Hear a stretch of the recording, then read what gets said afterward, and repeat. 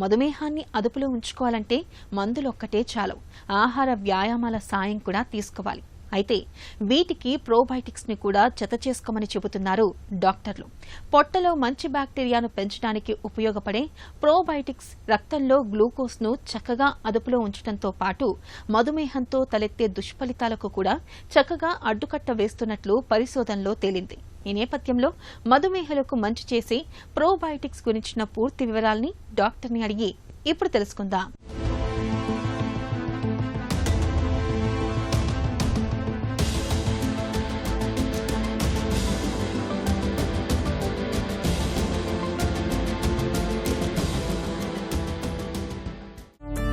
Probiotics అంటే ఏంటి?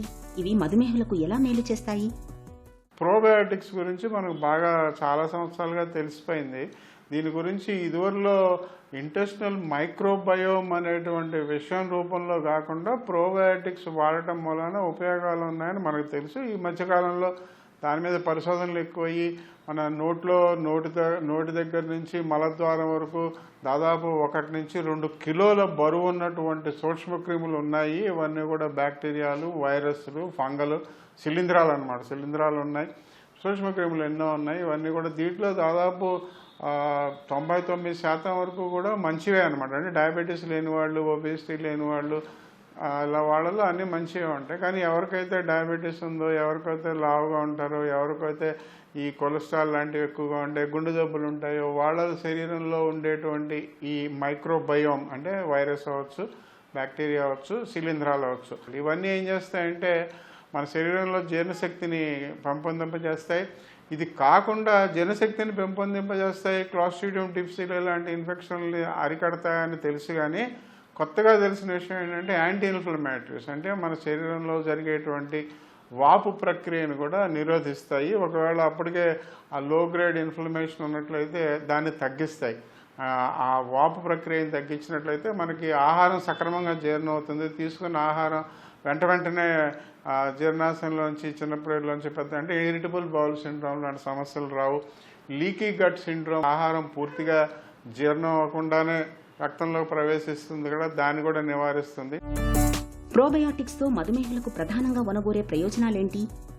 డయాబెటీస్లో వచ్చేటువంటి మూత్రకోశానికి సంబంధించిన వ్యాధులను కూడా తగ్గిస్తుందని చెప్పి మరో ఒక ప్రయోగాల పరిశోధనలో తేలింది.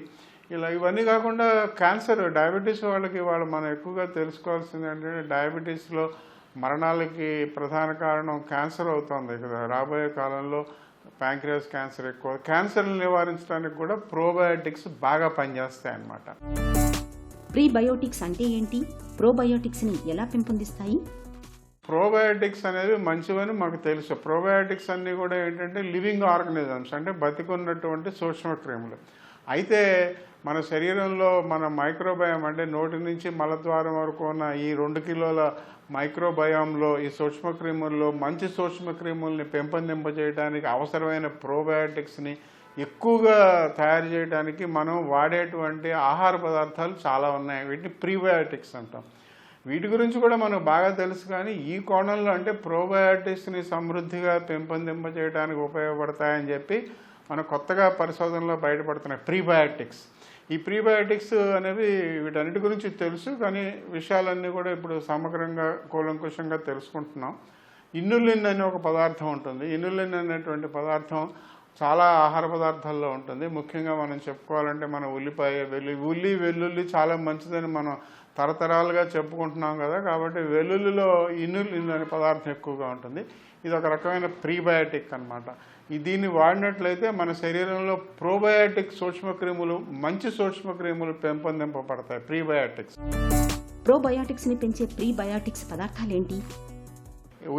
వెల్లుల్లి, ఇలాగే ఆలిగో పాలిసాక్రైడ్స్, ఫ్రక్టో ఆలిగోసాక్రైడ్స్ అని, గ్యాలక్టో ఆలిగోసాక్రైడ్స్ అని చెప్పుకునే కొన్ని ఉన్నాయి. అంటే మనకి బాగా తెలిసిన ఆహార పదార్థాలే. అంటే ఏంటంటే ఇప్పుడు మనం వాడేటువంటి వాటిలో ఈ వెల్లుల్లి లాంటి లీక్స్ అంటాం అనమాట. అంటే అవి మనం సలాడ్లని రకరకాలుగా తింటున్నారు కదా, అవి కాకుండా రకరకాల కూరగాయలు, మనం వాడేటువంటి అన్ని కూరగాయలు కూడా ప్రీబయోటిక్స్. వీటన్నిటిలో కూడా ప్రీబయోటిక్ పదార్థాలు ఉంటాయి. ఇన్సులిన్ ఉంటుంది, ఈ సాక్రైడ్స్ ఉంటాయన్నమాట.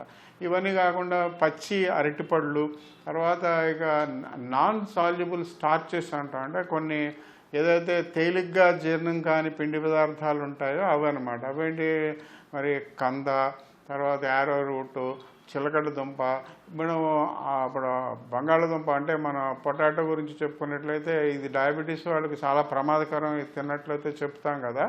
అంటే ఎక్కువగా తింటే రక్తంలో గ్లూకోజ్ పెరుగుతుందనే విషయం కరెక్టే, కానీ ఈ పొటాటోని మనం ఉడకబెట్టుకుని మరీ ఎక్కువ కాకుండా తోలుతో సహా ఉడకబెట్టుకుని తిన్నట్లయితే ప్రీబయోటిక్స్ పెంపొందించబడతాయి. కాబట్టి కంద, యారోరూటు, కర్రపెండలం, టాపియోకా, ఇది భారతదేశంలోనే కాదు ప్రపంచంలో ఎన్నో దేశాల్లో ఈ కర్రపెండలాన్ని బాగా వాడుతున్నారు. కాబట్టి దీంట్లో కూడా ప్రీబయోటిక్స్ ఎక్కువగా ఉన్నాయన్నమాట. ఇవన్నీ కూడా భారతదేశంలో మామూలుగా సామాన్యంగా మనం అందరం వాడేటువంటి పదార్థాలే కాబట్టి వీటిని ఎక్కువగా వాడుకున్నట్లయితే, ఇవన్నీ కాకుండా లెగూమ్స్ అంటే మనకి మన దేశంలో దాదాపు ఒక 100 రకాల చిక్కుళ్ళు వాడుతున్నాం మనం. ఎన్నో రకాల గింజలు అనమాట, చిక్కుడు గింజలు. అది సోయా అవ్వచ్చు, లేదా మరి మామూలు మన చిక్కుడు అవ్వచ్చు, లేదా గౌరు చిక్కుళ్ళు అని చెప్పి చాలా సన్నగా ఉండేటువంటి గోరు చిక్కుడు అవ్వచ్చు, క్లస్టర్ బీన్ అవ్వచ్చు, రాజ్మా అవ్వచ్చు, ఇలా ఎన్నో 100 రకాల చిక్కుళ్ళు ఉన్నాయి కదా. ఇవన్నీ కూడా లోపల ఉన్నటువంటి ఆహార పదార్థం ఫైబర్స్ అనమాట, అంటే పీచు పదార్థం అనమాట. ఆ పీచు పదార్థం మనకి ప్రీబయాటిక్గా ఉపయోగపడి మనం తీసుకున్నట్లయితే వాటి ద్వారా మన శరీరంలో ఉన్నటువంటి ప్రోబయాటిక్స్, మంచి ప్రోబయాటిక్స్ అంటే సూక్ష్మక్రిముల్ని పెంపొందించడానికి ఉపయోగపడతాయి. పోస్ట్ బయాటిక్స్, సింబయాటిక్స్ అంటే ఏంటి? ప్రీబయాటిక్స్ అనేది ఏదైతే ఆహార పదార్థాలు ఉంటాయో వీటన్నిటిని మనం గుర్తించి ఇవి ఎక్కువగా వాడినట్లయితే మన శరీరంలో సూక్ష్మక్రిములు, మనకు ఉపయోగకరమైనటువంటి సూక్ష్మక్రిములు ఎక్కువగా పెంపొందింపబడతాయి, ప్రోబయాటిక్స్. ఇక ప్రీబయాటిక్స్, పోస్ట్ బయాటిక్స్, పోస్ట్ ఈ 3 కలిపినవి సింబయాటిక్స్ అనేవి మరి కాంబినేషన్ డ్రగ్స్ కూడా అందుబాటులోకి వస్తున్నాయి. భారతదేశ ప్రభుత్వం తరఫున కూడా దీని గురించిన పరిశోధనలు చేస్తున్నారు.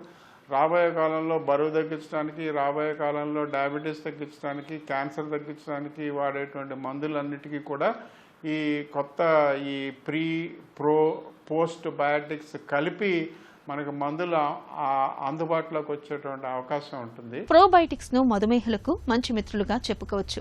పొట్టలో మంచి బ్యాక్టీరియా మోతాదు పెరిగితే రక్తంలో గ్లూకోజ్ చక్కగా అదుపులో ఉంటుంది. మధుమేహంతో తలెత్తే దుష్ఫలితాల తాకిడి కూడా బాగా తగ్గుతుంది.